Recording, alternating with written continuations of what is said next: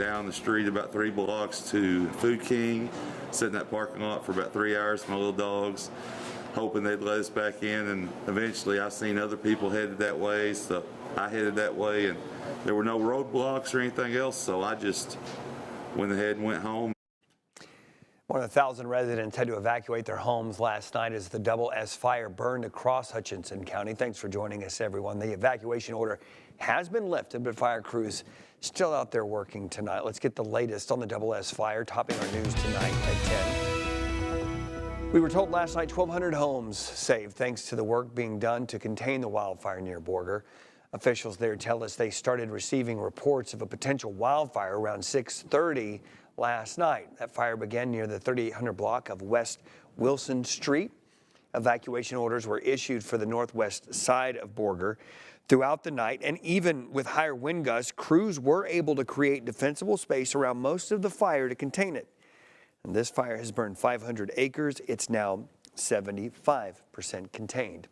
As those evacuations were lifted and residents were able to safely return home, Borger Assistant City Manager provided an update on where the recovery efforts stand. KMR Local 4's Maya Clark joins us live in studio with that update. Maya? Andy, throughout the day, Strobe's message to the community has been to stay off the roads if you can, have patience as Excel works to restore power, and be neighborly. Brendan Strobe says Borger conducted a wildfire mitigation burn about 3 weeks ago, and this fire has been relatively contained. Strobe adds efforts to contain the wildfire have been successful due to several fire departments from around the Panhandle stepping in to help, as well as the 2 strike teams from Texas A&M Forest Service. Although power is being restored as quickly as possible, Strobe says it could be a long process.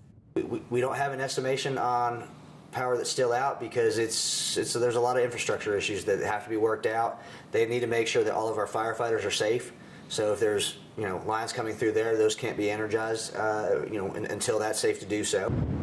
Strobe says now is the time to be neighborly, and if you have power but your neighbors don't, let them in to charge their devices and rest. Strobe shared if you have power but maybe your neighbors don't, offer them a place to stay, or you can help them get to a facility in Borger.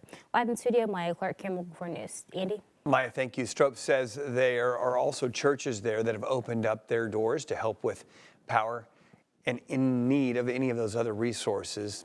So make sure you check those out if you are one of those in need.